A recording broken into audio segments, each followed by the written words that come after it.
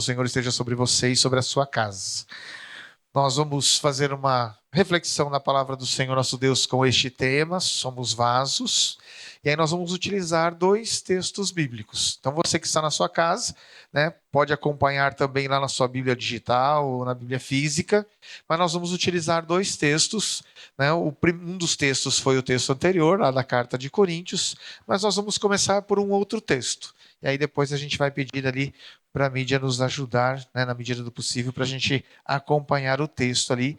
Né, mas nós vamos usar um texto do Velho Testamento e um texto do Novo Testamento.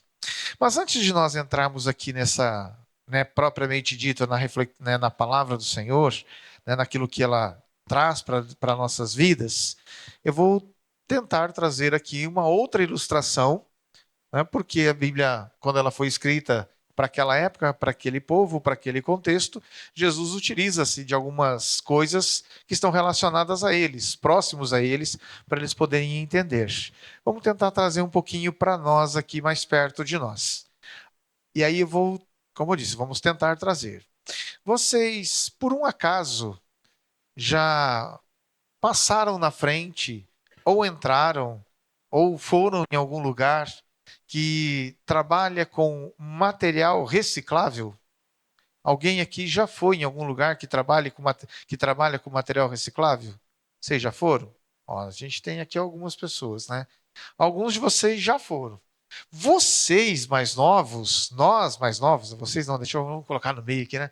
Nós mais novos, né? Quando a gente vai para o banco da escola, ultimamente, né, os bancos escolares, eles vêm falando muito sobre sustentabilidade. Né? Se vocês não ouviram ainda algumas dessas palavrinhas no finalzinho do ensino médio, dos bancos ou nas cadeiras da faculdade, isso é uma palavrinha quase que regra. Né? Quase todas as disciplinas, quase todos os conceitos, né, de linhas de trabalho, seja ela em qualquer área, tem se falado bastante sobre sustentabilidade.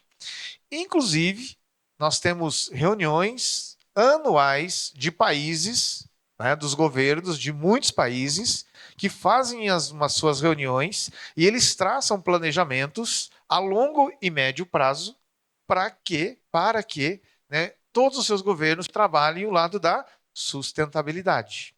Então, né, de vez em quando a gente vê aí umas chamadas COP30 da vida, né, que acontece ora lá do outro lado do mundo, daqui um pouco tempo vai acontecer aqui no Brasil, e esse é um dos assuntos que vem, né, percorre por aí. Bom, mas já que a gente está falando de sustentabilidade, de reciclagem, lá no trabalho de reciclagem, ou alguém que já passou por lá, e aí eu já fui numa empresa que faz esse tipo de trabalho, mais especificamente com papéis. Né? Uma empresa que trabalhava na coleta e na separação de alguns papéis para fazer a reciclagem. Quando essas empresas recebem, né, e os materiais nessas empresas, eles chegam de todos os lugares. Então chegam carretas de caminhões, né, sejam carretas ou caminhões pequenos, com toneladas de papel, dos mais diversos tipos. Então nós temos muitos livros didáticos, né, esses livros de escola que não servem mais, chegam nessas empresas. Todos os cadernos, né, que muitas vezes os alunos jogam fora ou dispensam fora, ou que são coletados, né, chegam caminhões de cadernos com os mais diversos tipos de capa nessa empresa de reciclagem de papel. Também chega neste lugar, né, todo quanto é tipo de revista. Chega neste lugar, hoje a gente não tem mais, né, o chamado jornal físico, mas chegava neste lugar, né, alguns materiais que eram utilizados para impressos, né, não ali do papel, o jornal em si, mas materiais até que as gráficas utilizavam, e chegam, e carretas descarregam isso cotidianamente. Todos os dias chegam toneladas e toneladas de materiais. E tem uma equipe lá que precisa fazer o trabalho. Neste lugar especificamente, que nós fomos, que é o que eu fui, tinha um trabalho bem árduo, que era separar os papéis brancos dos papéis coloridos. E aí, para cada um desses tipos de papéis, ele vai ser utilizado ou vai ter uma finalidade depois disso. Havia todo um trabalho que era feito, e aí esse trabalho, ele era descarregado, tinham pessoas que espalhavam esses papéis, faziam as seleções, capas de caderno tinham que ser arrancadas, todas elas, aqueles araminhos iam servir por uma outra carga, que na parte da tarde Um outro caminhão passava lá para recolher todos os arames possíveis que tinham sido trazidos no meio dos papéis, para levar para um outro lugar, para uma outra empresa, para fazer essa reciclagem e fazer o chamado arame cozido. E aí os papéis eram separados. Os coloridos, as capas de cadernos, revistas, eram para um tipo de, para uma finalidade. Os papéis em branco eram separados, carregados para uma outra finalidade. Todo esse material, depois de ser reciclado muitas vezes manualmente, ia para uma outro equipamento, para outras máquinas. Essas máquinas trituravam boa parte desses papéis, ou outras delas prensavam esses papéis, saíam fardos pequenininhos, talvez aí um pouquinho maior do que uma caixa de som dessa daqui, fardos talvez como aquela caixa ali mais ou menos, que pesavam às vezes quase 1 tonelada de tanto papel e tão prensado que ele estava. E aí, novamente, no final da tarde, algumas carretas chegavam lá e eram carregados esses fardos de papel branco para um destino e os papéis coloridos para outro destino. E aí muitas coisas dessas retornam para nós nos dias de hoje. Eles continuam retornando, esses materiais recicláveis. Hoje muitas coisas nós usamos como material reciclável. Na nossa casa, né, tem muito material reciclável sendo utilizado. Tem hoje telhas, né, que são utilizadas para coberturas de casas e de empresas que são de materiais recicláveis, né? Então, hoje, eu e você, os jovens, né, nós mais novos, usamos, né, muita coisa de material reciclável. E aí, assim, e se a gente misturasse tudo isso, ou se a empresa misturar um material com outro, não dá certo, por causa da finalidade do uso desse material. Então, toda vez que havia mistura, o produto final lá que ia ser produzido, ele saía com defeito. Ele não saía da forma correta. Bom, se nós falamos, e isso nós acontecemos aqui nos dias de hoje, né? Essa questão dos materiais recicláveis para nós utilizarmos. Então, se nos dias de hoje a gente utiliza isso, naquela época, em certa ocasião, Deus olhou para o ser humano, olhou para nós, olhou para o seu povo e falou assim: olha, se for preciso, eu gostaria de fazer uma reciclagem com vocês. Mas vai chegar momentos em que eu vou fazer mesmo que vocês não queiram. E esse texto é um texto que a gente conhece. Deus, tem hora que Deus faz uma reciclagem com a gente mesmo que a gente não queira. A gente é, né, pego por ele, separado por ele, desmiuçado por ele, colocado numa prensa, prensado por ele, triturado por ele, porque precisa ser usado de novo.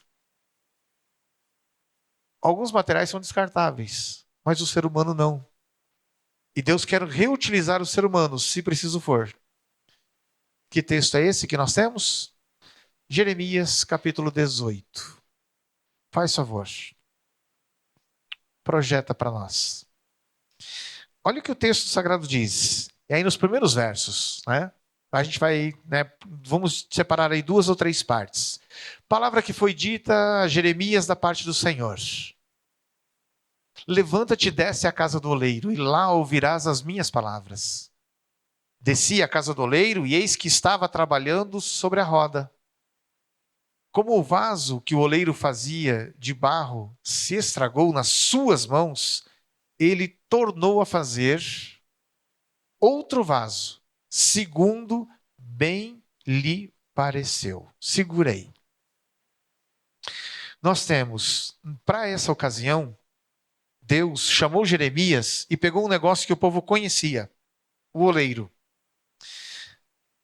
Para quem não conhece a máquina de fazer barro, né, vamos usar aqui na linguagem simples nossa, né, mas como se fosse uma máquina de costura das antigas, mas sem a parte de cima. Só uma tampa reta, uma mesa com uma roda que gira na parte de cima, né? E ali naquela roda que gira na parte de cima é onde ele faz o vaso. E um pedal embaixo para ele poder ficar literalmente com o pé fazendo esse pequeno movimento para que a roda de cima fique girando, uma tábua reta, e aí ele vai moldando e fazendo barro com argila. E o texto diz que Jeremias teve um desafio. Desce lá e veja o que o oleiro está fazendo. E na hora que o oleiro estava fazendo o barro nas suas mãos se estragou. E ele fez um outro barro, segundo ele quis, do jeito que ele quis. Eu e você, diz a Bíblia Sagrada que no princípio, quando Deus criou o homem, ele formou o homem da onde mesmo? Do pó da terra. Então nós somos feitos do pó da terra, fomos formados pela mão do Senhor, e ao sermos formados pela mão do Senhor, Ele soprou nas nossas narinas. Ao soprar nas nossas narinas o fôlego de vida, Deus coloca este homem no jardim e fala assim: olha, você é livre para comer de tudo que está no meio do jardim, menos da árvore da ciência do bem e do mal. Dela você não come, porque no dia em que você comer, certamente morrerás. Aí o homem fala assim: beleza, não vou comer. Não vou comer, não vou comer, não vou comer. Comi. Não era para comer, mas o homem comeu. Quando o homem e a mulher comem do fruto do jardim, que está lá no meio do jardim, do fruto da ciência do bem e do mal, nós conhecemos toda a história, vamos resumir numa palavrinha só. Os dois cometem pecado, desobediência. Ao cometer o pecado, Deus perdoa-lhes os pecados, mas há consequências. A consequência é: vocês não ficarão no jardim do Éden, serão expulsos. Então nós, seres humanos, fomos criados por Deus, fomos feitos do pó da terra, fomos criados para estar no jardim de Deus, mas infelizmente por causa do pecado, o pecado fez com que nós quebrássemos a nossa aliança com Deus, e ao quebrar a nossa aliança com Deus, Ele mesmo nos perdoando, Ele nos põe para fora do jardim. E ao nos colocar para fora do jardim, Ele falou assim: agora você vai conviver comigo sim, mas do lado de fora, agora vai ser diferente. Eu vou fazer do meu jeito. E desde lá, né, desde então, Deus vem trabalhando no processo de resgate do ser humano. Quando chega na época de Israel, e agora dando um salto gigantesco na história, Israel é uma nação formada por Deus para ser usada nas mãos do Senhor, para falar de Deus para as nações, para falar de Deus para os povos, e aí Deus vai usar justamente o oleiro e o vaso para mostrar como é que estava a situação do povo de Israel e o que Deus queria fazer com eles. Segue o texto. Faz favor, mídia. Passa para a gente lá. Olha o que acontece. Então veio a palavra do Senhor veio a mim dizendo. Próximo texto. Casa de Israel, será que não posso fazer com vocês como fez este oleiro? Diz o Senhor. Eis que como o barro na mão do oleiro, assim são vocês na minha mão, ó casa de Israel. No momento em que eu falar... segura lá, vamos lá. Volta no texto anterior. Esse vai ser a terceira parte. O texto aqui está dizendo assim, olha. Vocês são vaso. Deus compara a nação de Israel a um vaso grandioso, um vaso maravilhoso que estava sendo formado. Mas ele diz assim, olha, eu não posso fazer com vocês o que aconteceu com o oleiro. Vocês já não são uma nação? Vocês são uma nação. Mas se eu quiser fazer com vocês o mesmo que aconteceu com o vaso, na mão do oleiro eu faço. Porque vocês estão na minha mão. Nós sempre estivemos, eu e você, sempre estivemos e estamos nas mãos do Senhor. Nós estamos nas mãos dele. E nas mãos do Senhor, Deus vai esperar que a gente seja parecido com um vaso, ou esteja como um vaso nas mãos do oleiro. Mas, voltando ao contexto de Adão e Eva, com relação ao pecado, no caso agora, a nação de Israel estava deixando de cumprir o seu propósito. Estava deixando de fazer aquilo que era para eles fazerem.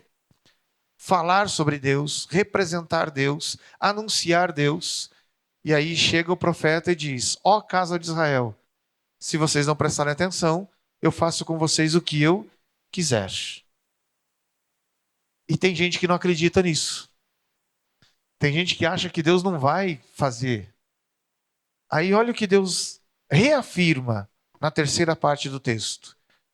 No momento em que eu falar a respeito de uma nação ou de um reino, para o arrancar, derrubar e destruir, se essa nação se converter na maldade contra a qual eu falei, também eu mudarei de ideia a respeito do mal que pensava fazer-lhe. E no momento em que eu falar a respeito de uma nação ou de um reino para o edificar e plantar, e se Se ele fizer o que é mal aos meus olhos e não obedecer à minha voz, então eu mudarei de ideia quanto ao bem que havia prometido fazer. Nesses 4 versos, Deus está dizendo assim: eu faço com vocês uma aliança, eu faço com vocês um concerto. Eu garanto para vocês bênção. Eu garanto para vocês vitória. Eu garanto para vocês. Mas se vocês errarem comigo, se vocês pecarem contra mim, se vocês não fizerem o que eu vos peço, ou o que eu espero de vocês, eu me arrependo do bem que eu ia fazer para vocês. Deus está dizendo isso para a nação de Israel. Deus está garantindo o melhor para eles, mas ele fala assim, ó, se vocês tropeçarem, se vocês deixarem de ouvir a minha voz, eu não vou fazer o bem que eu prometi. E não é quebra de promessa isso. É palavra de Deus. É Deus dizendo, se vocês cumprirem com o que eu vos pedi, serão abençoados. Se vocês não cumprirem, não serão abençoados. Porém, no texto anterior, nos outros 2 versos anteriores, ali no verso 7 e verso 8, o texto disse lá, se porventura eu fiz em algum momento menção de que alguém padeceria, de que alguém pagaria pelo erro cometido, e se essa nação, se esse povo se arrepender, eu me arrependo também. Se esse povo mudar de atitude, eu mudo também. Ou seja, se uma pessoa que está no caminho errado, ela se mudar, o texto diz ali que todo aquele mal que recairia sobre essa pessoa, ou sobre essa nação, ou sobre essa família, Deus se arrepende e muda a sua posição. Ele fala assim, não vou mais penalizar esta pessoa. Não vou mais penalizar esta família. Não vou mais penalizar esta nação. Eu também vou mudar de ideia. Também eu me arrependo. Eu disse que eles pagariam, mas eles estão mudando de postura. Então eu também retiro minha posição e agora eu reverto de maldição para bênção. Aquilo que seria maldição agora será bênção. Eu mudo minha atitude.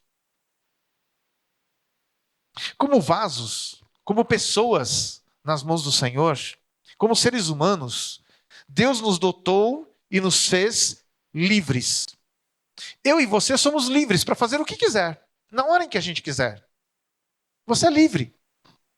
Mas as escolhas que nós fazemos, todas as escolhas que nós fazemos, todas as escolhas que nós fazemos como pessoa, todas as escolhas que nós fazemos como família, todas as escolhas que nós fazemos como igreja, determina ali na frente o que será sobre nós. Se nós escolhermos caminhar ou trilhar pelos caminhos errados, pelos caminhos equivocados, cometendo pecados diante da presença do Senhor, por mais que Deus tenha lá atrás prometido uma bênção sobre nós, a bênção para. Ela cessa. E Deus retira a sua mão. E a gente padece. E a gente sofre. Por causa da decisão que nós tomamos. Por causa do pecado que nós cometemos. Porém, se nós estivermos em padecimento, se nós estivermos sofrendo com algumas questões, com algumas situações, por causa de erros que nós cometemos, e nós nos arrependermos desses erros, o texto sagrado diz que, por mais que a gente esteja sofrendo as consequências do pecado, imediatamente Deus coloca a sua mão sobre nós novamente e nos faz vaso novo, e nos faz pessoas novas, e transforma a nossa família, ou coloca a nossa família numa outra posição, ou coloca a nossa igreja numa outra posição.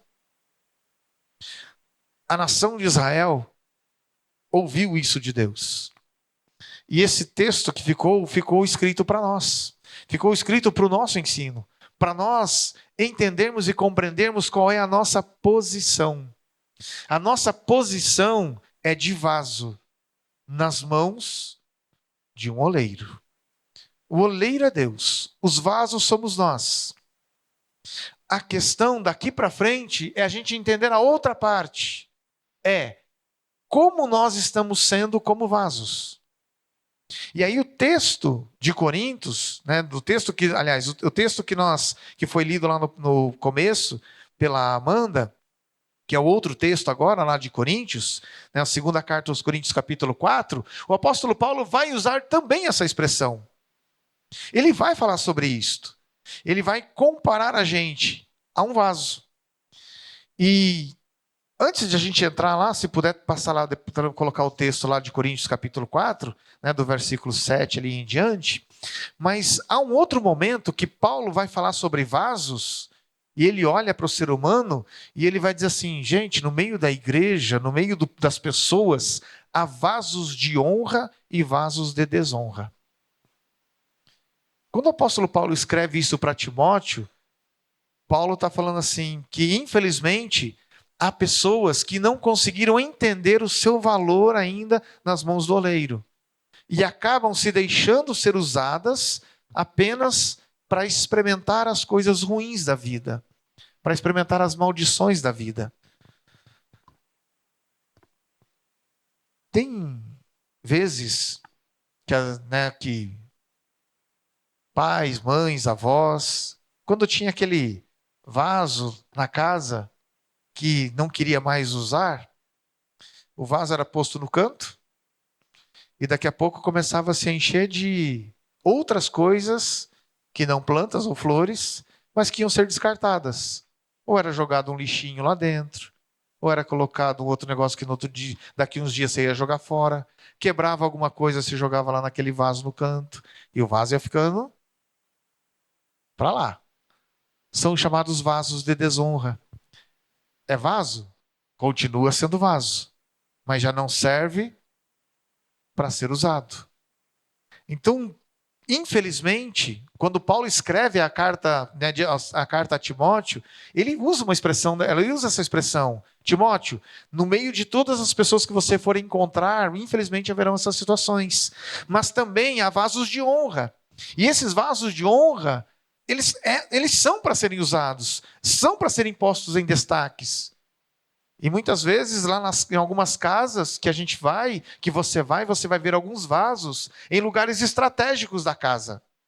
Por que, a mulher, ou a pessoa, ou o homem, colocou aquele vaso no lugar estratégico? Além de ser muitas vezes um vaso novo, é uma planta nova que está ali.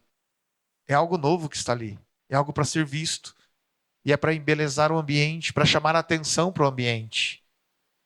Então, existem vasos de honra.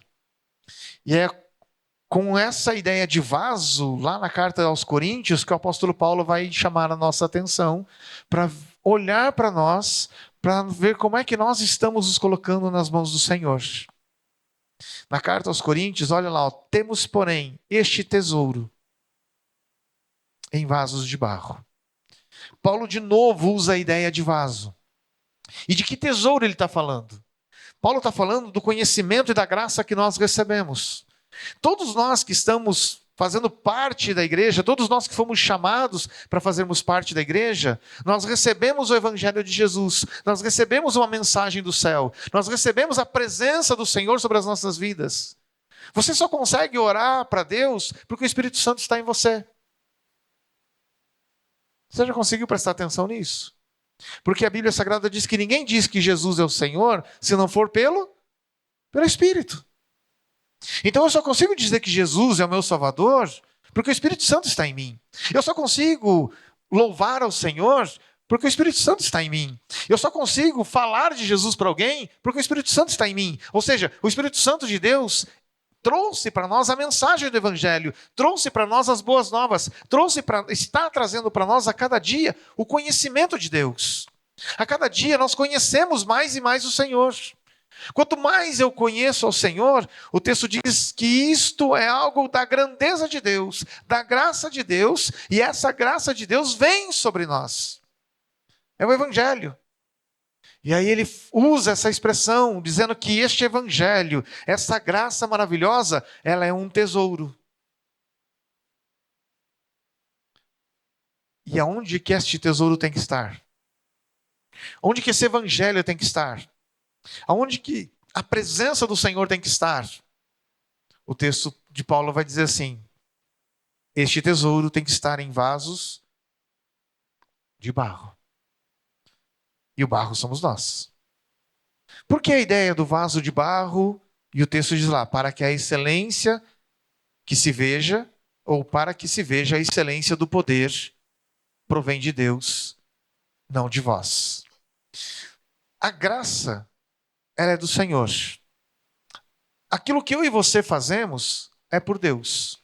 Se nós vamos orar por alguém, nós oramos em nome de Jesus, para que Jesus opere. Se você intercede por alguém, você intercede em nome de Jesus, para que Jesus opere. Se você vai buscar algo para a sua vida, no seu pessoal, seja na escola, seja no trabalho, seja para casa, o que eu e você fazemos? Senhor, olha para mim com a tua misericórdia, olha para mim com a tua graça e nos abençoe. Então você está buscando um tesouro que vem do céu, para que você experimente isso como vaso. Mas a gente não pode se esquecer que a excelência do poder, ela emana da graça de Deus. É a favor dele. É a ação dele. Se a gente disser assim, né? Se a gente for usar assim, algumas palavrinhas simples, para a gente falar assim, tudo que a gente faz no nosso dia a dia, a gente é merecedor de todas as bênçãos que a gente recebe? Merecedor? Se a gente for bem sincero, se a gente for 100% sincero conosco mesmo, a gente vai usar algumas palavras dizendo assim, não, a gente não é merecedor. Porque a gente falha, porque a gente erra, porque a gente comete pecado. A gente se desliga de Deus facilmente. A gente se distrai da atenção do Senhor facilmente. Então, como é que a gente consegue experimentar tudo isso? Pela graça de Deus. É a graça de Deus que faz a gente experimentar tudo isso. É a presença do Senhor. Ora, se eu não mereço, como é que eu recebo? É pela graça. O favor imerecido de Deus se manifesta na minha vida de tal maneira, por eu acreditar em Jesus como meu Salvador, por eu acreditar na Trindade Divina, que Ele pode agir em meu favor, por essa graça maravilhosa é que eu posso experimentar. E essa graça é a excelência do poder de Deus, que agora se manifesta em nós. Olha onde Deus quer manifestar a graça dele. Deus, através do apóstolo Paulo, está dizendo assim, quero manifestar a minha graça em você, em vocês. A igreja de Corinto, ela era uma igreja poderosa em ações e obras do Espírito Santo, mas ela também tinha muita gente que estava no processo de transformação, se não todos eles. Afinal de contas, a igreja é um hospital, né? De vez em quando a gente fala sobre isso, né? A igreja é um hospital. Se a gente fosse 100% são, a gente já tinha virado Enoque ou Elias. Já tinha ido para o céu. Mas como a gente não é nem Enoque nem Elias, a gente pode chegar perto deles. Até porque Elias era sujeito às mesmas paixões do que nós. Orou, não choveu. Orou, choveu. Orou, desceu fogo do céu. Ora, se Elias, que era sujeito às mesmas paixões que nós, fez estas coisas, por que a gente não pode fazer? Na verdade, a ideia é, do mesmo jeito que Elias experimentou a graça e o poder de Deus sobre a vida dele, mesmo sendo falho diante da presença de Deus, isso significa que se nós, conforme Deus disse lá atrás, se nós nos arrependermos dos nossos pecados e buscarmos a graça do Senhor e nos colocarmos na mão dele como vasos, a excelência do poder dele se manifesta em nós, para que ela seja vista, para que a glória do Senhor seja vista. E aí, olha que maravilhosa é essa graça do Senhor. E agora eu quero que você preste bastante atenção, porque no meio de tudo isso do nosso dia a dia, a gente tem experimentado duas coisas: as nossas ações e a graça do Senhor. As consequências das nossas ações e a graça do Senhor. Constantemente elas andam juntas. E é o que o texto diz aqui de Coríntios. Temos, porém, segura um pouquinho lá, volta lá. Temos, porém, este tesouro em vasos de barro, tesouros do Evangelho do Senhor. Vasos de barro somos nós, para que se veja que a excelência do poder provém de Deus. Ou seja, tudo o que vier sobre a minha vida, ao ponto de eu conseguir realizar e fazer, é e vem do Senhor. Então eu e você precisamos ser cheios da presença do Senhor, precisamos buscar a presença do Senhor, para que nós possamos demonstrar quem é Deus em nossas vidas. E não vem de nós mesmos, porque não passamos de pó da terra. Olha o que acontece com a gente todos os dias e o que Deus faz em nós todos os dias. Olha os textos. Em tudo somos atribulados, porém não angustiados. Ficamos perplexos, porém não desanimados. Somos perseguidos, porém não abandonados. Somos derrubados, porém não destruídos. Volta agora o texto. Mais um. Olha este texto. E agora as coisas que acontecem com a gente e a graça de Deus que se manifesta nesse vaso de barro. Você passa ou não passa tribulação na sua vida? Passa, nós passamos. Quem passa tribulação? Sou eu, é você.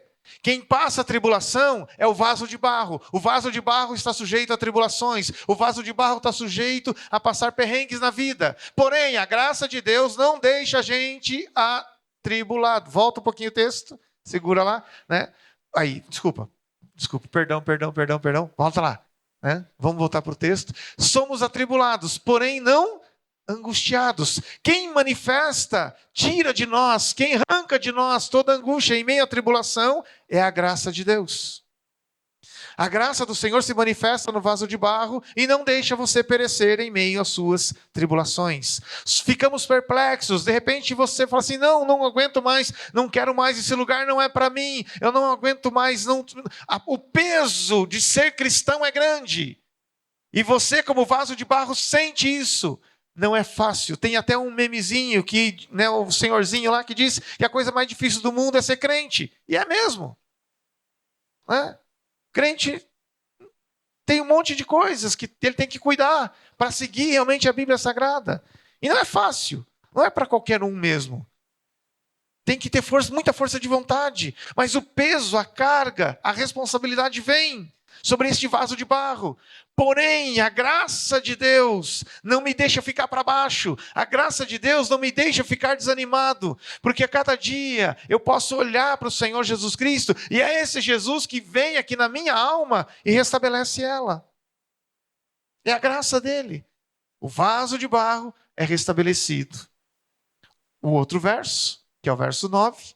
Somos perseguidos. Quantas vezes? Tem gente que persegue a gente. No trabalho, a gente tem perseguição. Na faculdade, a gente tem perseguição, meninos. Na escola, a gente tem perseguição. Vão tirar sarro de vocês por vocês serem promessistas. Vão tirar sarro de vocês por vocês não comerem carne de porco, por vocês guardarem o sábado, por vocês devolverem o dízimo, por vocês guardarem os mandamentos. Vão tirar sarro de vocês por vocês ensaiarem no grupo de louvor. Vão tirar sarro de vocês por vocês terem que estar todo sábado de manhã na escola bíblica. Vão tirar sarro, vocês serão perseguidos. É o vaso de barro. Assim como nós, no nosso trabalho, somos perseguidos no nosso trabalho. Quando a gente quer fazer tudo certinho, vem o chefe mandando você emitir uma nota fria, vem mandando você passar a perna no cliente que vem retirar um produto, você entregar um produto lá defeituoso para ele. O patrão quer que você faça as coisas erradas e você vai ser perseguido se você quiser fazer tudo certinho. Tem perseguição, sim. Tem. Seremos perseguidos como vasos de barro, mas a graça de Deus, a graça do Senhor está sobre este vaso. Jamais seremos abandonados por ela. Jamais a graça do Senhor vai deixar você de lado. Jamais Deus vai deixar você ser envergonhado se você estiver fazendo a coisa certa. Jamais Deus vai deixar vocês serem envergonhados na escola, na faculdade, se vocês estiverem fazendo o que é certo, o que é correto. Vocês jamais serão envergonhados. Porque é a excelência do poder, da graça do Senhor se manifestando. Deus não deixa o seu servo, o seu filho passar vergonha. Ele não deixa. Porque quando alguém vem contra a gente, está indo contra o próprio Deus. Podemos ser perseguidos, mas a graça não deixa a gente ficar abandonada ou abandonado. E pode ser que em algum momento a gente se sinta prostrado, sem força nenhuma para fazer absolutamente nada. Pode ser que em algum momento você esteja no seu literalmente pó. Não aguento mais, não suporto mais, não tenho forças nenhuma.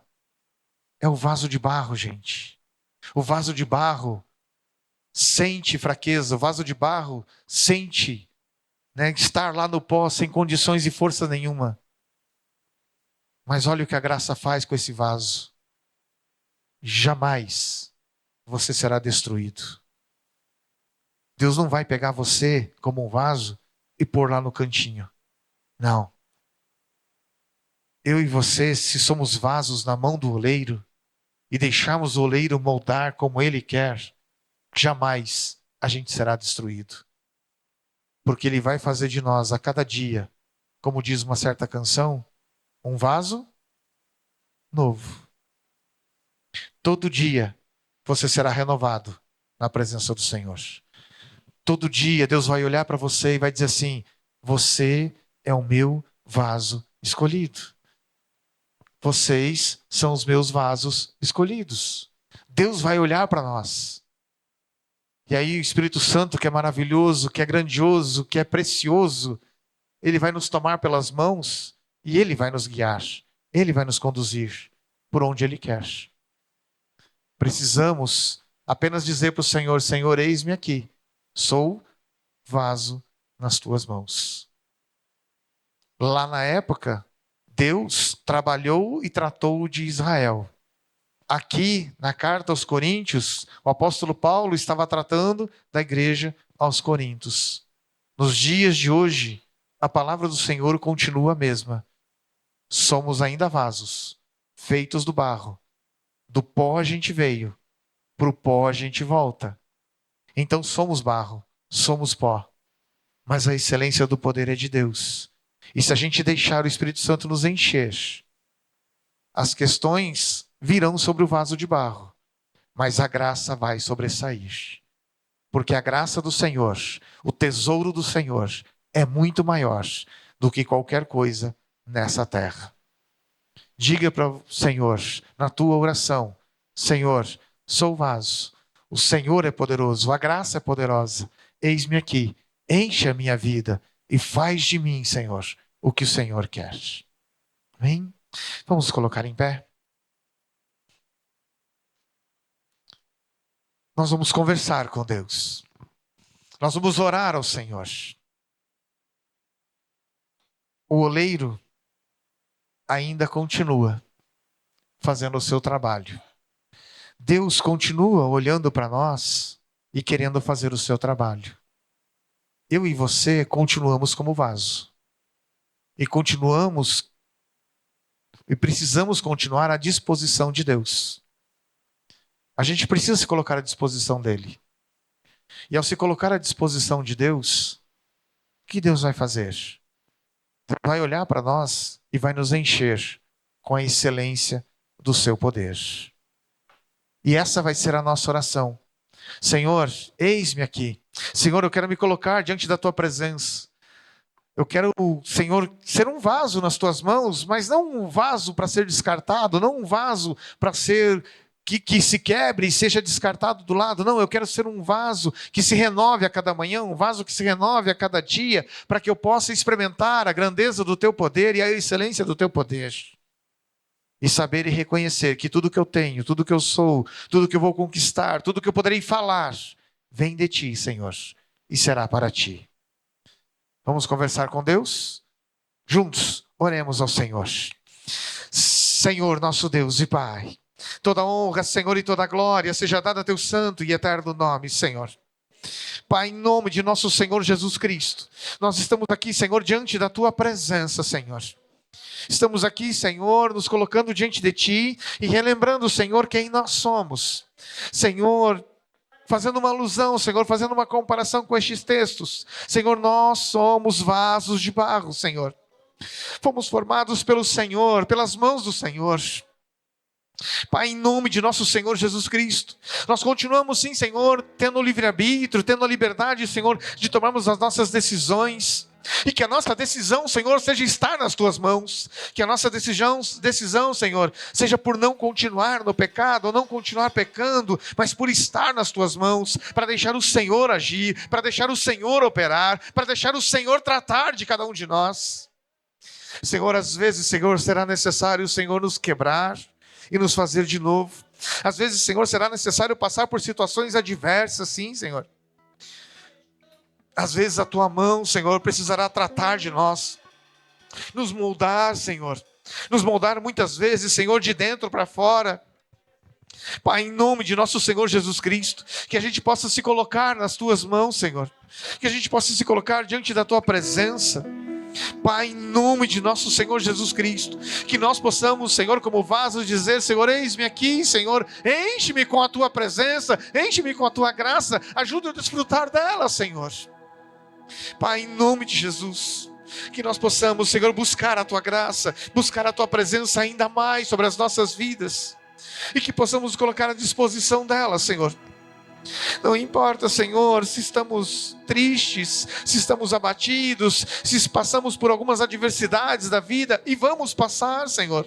Vamos passar por tribulações, vamos passar por tentações, vamos estar desanimados às vezes, Senhor. Vamos estar aparentemente abatidos, mas a Tua graça é maior, Senhor. O Teu poder é maior, o Teu amor por nós é maior. O Senhor não desiste de nenhum de nós, Senhor. O Senhor quer nos renovar a cada manhã, a cada dia, nos transformando, Senhor, em novas vidas, novas pessoas. Pai, em nome de Jesus, trata de nós, Senhor, e que nós possamos nos deixar ser cheios pela Tua presença, que nós possamos nos colocar apenas simplesmente como vasos nas Tuas mãos, para dizer: Senhor, enche a minha vida, enche o meu coração, enche a minha mente com a Tua graça, com o Teu evangelho, com o Teu poder, Senhor. E que quando tudo sair de mim, Senhor, quando as pessoas olharem para mim, as pessoas vejam a Tua graça, vejam a excelência do Teu poder, Senhor. Senhor, se as pessoas me enxergarem e me verem de pé, é porque o Senhor me sustenta, porque o Senhor nos sustenta. Se as pessoas nos verem louvando ao Senhor, não é porque nós temos forças para isso, mas é porque o Senhor nos dá força para louvarmos a Ti. Se o Senhor, se as pessoas nos verem Te servindo, com vontade de estar aqui todos os dias, todos os cultos, Senhor, não é porque temos todas as condições possíveis, não, é porque o Senhor nos dá as condições, porque o Senhor nos sustenta, porque o Senhor nos traz. Pai, é o Senhor que nos tem mantido, Senhor, até aqui, Senhor. É a Tua graça, é a excelência do Teu poder. Que nós possamos buscar ser cheios cada vez mais, Senhor, para refletir esta graça, para refletir esta excelência, Senhor. Por isso, ó Deus Todo-Poderoso, em nome de nosso Senhor Jesus Cristo, faz de nós, Senhor, a cada dia um vaso novo nas Tuas mãos. Enche-nos com a Tua presença, enche-nos com a Tua graça, enche-nos com a Tua glória, Senhor. E que todos, ao olharem para nós, vejam sim a excelência do Teu poder, vejam a Tua glória sendo vista em nós, Senhor. Bendito seja o nome de nosso Senhor Jesus Cristo. Senhor, em nome de Jesus, que nós possamos a cada dia buscar sim ser cheios, cheios da Tua presença, Senhor, cheios da presença do Teu Espírito Santo, cheios de Ti, Jesus, cheios deste tesouro maravilhoso, Senhor. Bendito seja o nome de nosso Senhor Jesus Cristo, Rei dos reis e Senhor dos senhores. Bendito seja o Teu nome, Senhor. Louvado sejas Tu, Senhor Jesus. Glórias sejam dadas ao Teu nome, Senhor. Aleluia, Jesus. Amém, Senhor. Amém. Se porventura, principalmente naquele momento final ali do texto que nós mencionamos, você estiver passando por algumas daquelas situações, lembre-se, você é um vaso de barro, mas a graça de Deus, ela quer sobressair sobre a sua vida. Ele quer te manter de pé. Ele quer te manter servindo a Ele. Nós vamos orar ainda ao Senhor nosso Deus neste instante. Vamos interceder uns pelos outros. E se você está aí na sua campanha de propósito, é hora de nós clamarmos a resposta e a bênção de Deus sobre a sua vida. Se você tem o desejo de receber uma oração em específico para a sua vida, por algum motivo em específico, pode vir à frente também. Nós vamos estar orando uns pelos outros neste momento. Então, está na campanha de oração, amados, pode vir à frente. Venha buscar o Senhor, dar continuidade à sua campanha e dizer: Senhor, estou aqui firme no meu propósito, na minha campanha, porque eu espero em Ti, Senhor. Eu sei que de